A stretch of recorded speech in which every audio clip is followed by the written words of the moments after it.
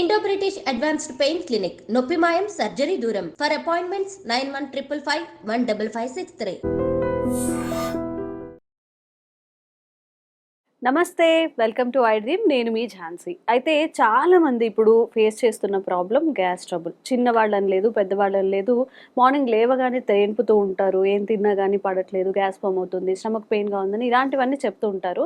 మరి ఇలాంటి gas ట్రబుల్స్కి daily tablets వేసుకోవడం, సైడ్ ఎఫెక్ట్స్ రావడం ఇలాంటివన్నీ కాకుండా ఆయుర్వేదంలో ఎలాంటి చిట్కాలైనా పాటించవచ్చా? మన ఇంట్లో చిన్న చిన్న కిచెన్లో దొరికే చిన్న చిన్న ఐటమ్స్తో మనం దీనికి ఏమైనా రెమెడీ చేసుకోవచ్చా? ఈ విషయాలని తెలుసుకుందాం. ప్రస్తుతం మనతో ఉన్నారు ప్రముఖ ఆయుర్వేద వైద్యులు చిట్టిబొట్ల మధుసూదన శర్మ గారు. ఈరోజు గ్యాస్ ట్రబుల్ గురించి అన్ని విషయాలు క్లుప్తంగా తెలుసుకుందాం. నమస్కారం అండి. నమస్తే మా. సార్, అయితే ఆయుర్వేదంలో గ్యాస్ ట్రబుల్కి సంబంధించి ఎలాంటి రెమెడీస్ ఉన్నాయి? అంటే ఈజీగా చేసుకోవాలి, క్విక్గా ఆఫీస్కి వెళ్ళిపోతున్నా కానివ్వండి, హడావిడిగా బిజీ షెడ్యూల్ ఉన్నా కానీ ఇలా ఒక టాబ్లెట్ ఎలా వేసుకుంటామో అలాగా క్విక్గా తీసుకునే రెసిపీస్ ఏమైనా ఉన్నాయా? చాలా చాలా ఉన్నాయమ్మా. ఓకే. మనసుంటే మార్గం ఉందమ్మా.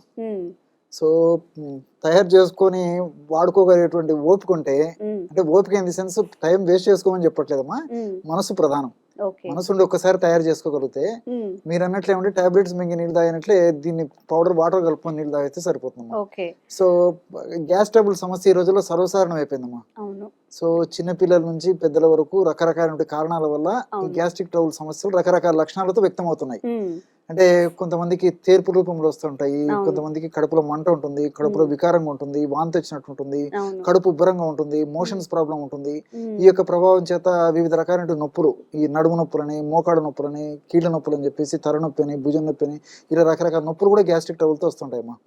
సో దీనివల్ల వాళ్ళకు తృప్తికరంగా ఆహారం తినాలనేటువంటి పద్ధతి ఉండదు. కొంతమందికి అతిగా ఆకలి అయిపోతుంటుంది గ్యాస్ట్రిక్ ట్రబుల్ వల్ల, కొంతమందికి ఆకలి కాదు. ఇట్లా రకరకాల లక్షణాలు వ్యక్తం అవుతుంటాయమ్మా. దీనికి మంచి రెమెడీ చెప్తాను చూడమ్మా.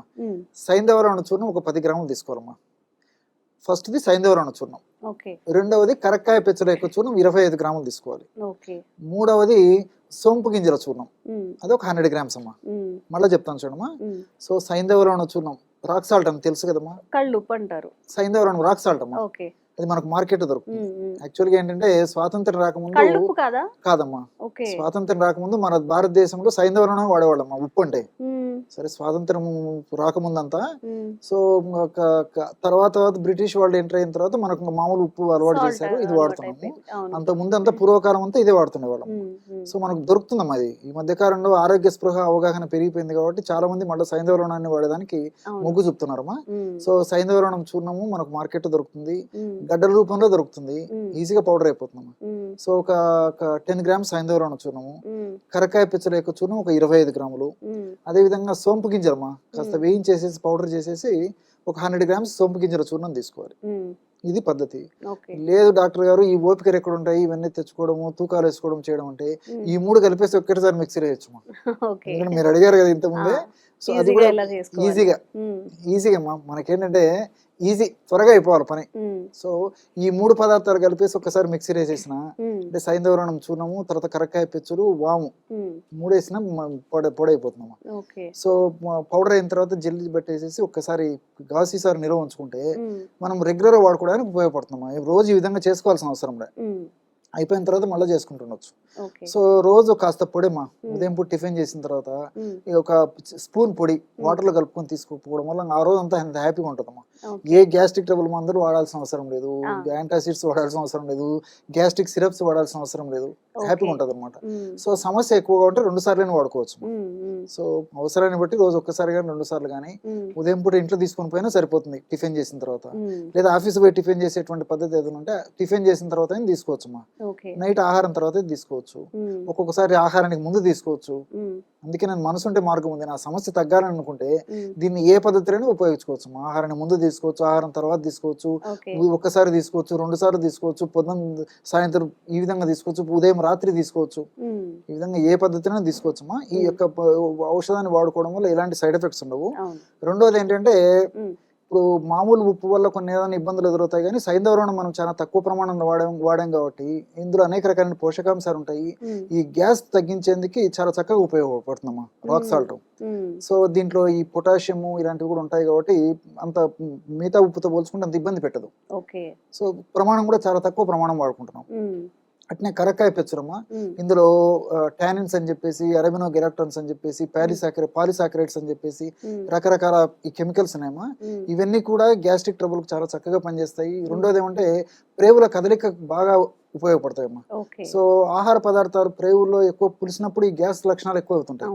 సో ఆహార పదార్థం త్వరగా పులవకుండా ఏమా త్వరగా జీర్ణమయ్యేందుకు ప్రేవుల కదలికలు పెంచేసేసి త్వరగా ఆహార పదార్థాలను పోషకాంశాలను త్వరగా గ్రహించేందుకు విసర్జన పదార్థాన్ని మల విసర్జన పదార్థాన్ని త్వరగా విసర్జింపజేసేందుకు ఈ యొక్క కెమికల్స్ ఉపయోగపడతాయమ్మా. ఇంకోటి ఈ కరక్కాయ వల్ల ఇంకోటి ఏంటంటే ఉపయోగమా, ఈ రోజుల్లో చాలా మందికి రక్తనాళాల సమస్యలు అంటే హార్ట్ బ్లాక్, హార్ట్ లో బ్లడ్ వెజిల్స్ బ్లాక్ కావడము, తర్వాత ఇతర ఏరియాలో బ్లడ్ వెజిల్స్ కావడము, బ్రెయిన్ లో బ్లడ్ వెజిల్స్ బ్లాక్ అయిపోయి పక్షవాతం రావడము, గుండె జబ్బులు రావడము, ఇతర రక్తనాళాల సమస్యలు రావడము. సో ఈ ఫ్యాట్ వల్ల, కొలెస్ట్రాల్ వల్ల, ఈ ప్లేట్లెట్స్ వల్ల ఈ రక్తనాళాల్లో పూడికలు ఏర్పడతాయమ్మా.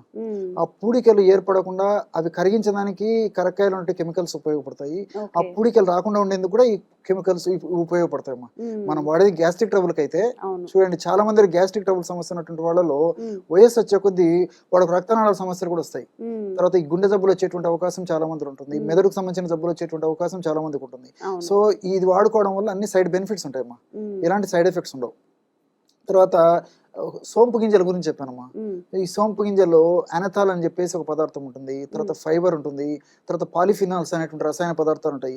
ఇవన్నీ కూడా గ్యాస్ ను తగ్గించడమే కాకుండా ప్రేవుల కదలికలను బాగా చేసేసి మోషన్ ఫ్రీగా ఎందుకు ఉపయోగపడమే కాకుండా మనం తీసుకున్నటువంటి ఆహార పదార్థాలు పోషకాంశాలను చక్కగా మన ప్రేవులు పీల్చుకునేటట్టు కూడా ఈ యొక్క పదార్థాలు ఉపయోగపడతాయి. అంత అద్భుతంగా పనిచేస్తుంది అనమాట. సో ఈ అనథాలు ప్రేవుల కదలికలు పెంచుతుంది. ఫైబర్ వచ్చేసేసి మన కడుపులో ఉన్నటువంటి మంచి బ్యాక్టీరియాకు ఆహారంగా ఉపయోగపడుతుందమ్మా. సో ఎప్పుడైతే మంచి బ్యాక్టీరియాకు ఆహారంగా ఉపయోగపడుతుందో ఆ బ్యాక్టీరియా కూడా మన దేహానికి చాలా ఉపయోగపడుతుంది. తర్వాత ఈ యొక్క రక్తనాళాల సమస్యలు రాకుండా కూడా పరోక్షంగా మంచి బ్యాక్టీరియా ఉపయోగపడుతుంది. గుండె జబ్బులు రాకుండా ఉపయోగపడుతుంది, మెదడు జబ్బులు రాకుండా ఉపయోగపడుతుంది.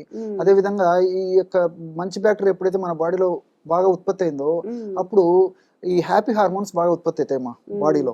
సో సెరోటోనిన్, డోపమిన్ ఇలాంటి మంచి మంచి హార్మోన్స్ బాగా ఉత్పత్తి అయినప్పుడు మనం యాక్టివ్ గా, ఆనందంగా, ఉల్లాసంగా, ఆహ్లాదంగా ఉండేదానికి అవకాశం ఏర్పడుతుందమ్మా.